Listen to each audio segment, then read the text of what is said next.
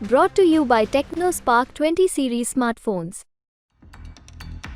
Iran के बाद Bharat Myanmar में दूसरा अंतर्राष्ट्रीय पोर्ट ऑपरेट करने जा रहा है। कलकत्ता से 539 किलोमीटर दूरी पर मौजूद म्यांमार का सितवे बंदरगाह अब भारत ऑपरेट करेगा और इसको लेकर अब विदेश मंत्रालय की तरफ से हरी झंडी मिल गई है। इसके साथ ही भारत के पास अब 2 अंतर्राष्ट्रीय बंदरगाह हो गए हैं जिन्हें वो ऑपरेट करने वाला है। पर इससे चीन को काफी दुख हुआ है और उसे नुकसान पहुंचा है। सितवे बंदरगाह पर चीन की लंबे समय से नजर थी और रणनीतिक और व्यापारिक लिहाज से ये बंदरगाह काफी अहम था, जिससे न केवल व्यापार का रास्ता छोटा होता बल्कि इससे बंगाल की खाड़ी के आसपास चीन को मौजूदगी का एक कारण मिल जाता। पर भारत ने चीन को चेकमेट करते हुए सितवे अपने नाम कर लिया। सितवे पोर्ट से पहले भारत के पास ईरान का चाबहार पोर्ट है जो उसे ऑपरेट कर रहा है, जिससे इलाके में न केवल चीन बल्कि पाकिस्तान जैसे देशों को भारत ने पूरी तरह से साइडलाइन कर दिया है। चाबहार में ईरान के साथ साथ अफगानिस्तान की दिलचस्पी इस पूरे परियोजना को और मजबूत करती है, साथ ही चीन के सीपीसी को सीधे तौर पर चुनौती देती है। अगर हम सितवे पोर्ट की बात करें तो इस बंदरगाह से भारत के लिए म्यांमार के रास्ते साउथ एशियन रीजन में व्यापार करना आसान हो जाएगा और चाबहार के रास्ते सेंट्रल एशिया में। सितवे के जरिए भारत का नॉर्थ ईस्ट न केवल आर्थिक विकास का भागीदार होगा बल्कि भारत की नॉर्थ ईस्ट पॉलिसी भी काफी मजबूत हो जाएगी। एक्सपर्ट्स का मानना है कि सितवे से साउथ ईस्ट एशिया में विकास आएगा और पूरे क्षेत्र को फायदा होगा।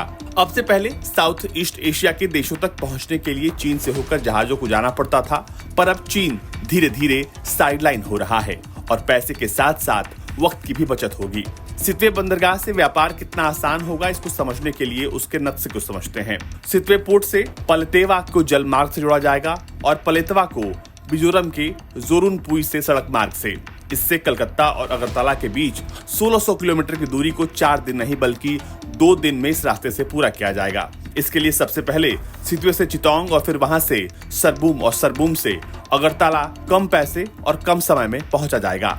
सितवे बंदरगाह भारत के Kaladan multi modal transit transport project का सबसे अहम हिस्सा है। अब बात करते हैं चाबहार की। चाबहार बंदरगाह का लोकेशन चीन और पाकिस्तान के खेल को न केवल खराब करता है बल्कि चीन के करोड़ों अरबों के निवेश पर पानी फेरता है। ग्वादर पोर्ट से सिर्फ 72 किलोमीटर की दूरी पर है चाबहार पोर्ट। चाबहार दक्षिण पूर्वी ईरान में ओमान की खाड़ी में स्थित है और ये एकमात्र ईरानी बंदरगाह है जिसकी समुद्र तक सीधी पहुंच है। चाबहार के रास्ते भारत, मध्य एशियाई देश ईरान और अफगानिस्तान तक सीधे पहुंचता है और ट्रेड के लिए रास्ता खोलता है। चाबहार से भारत की बढ़त को समझने के लिए आपको ये समझना होगा कि चीन के करोड़ों के निवेश से बन रहा सीपीसी और ग्वादर पोर्ट से ये बेहतर विकल्प है।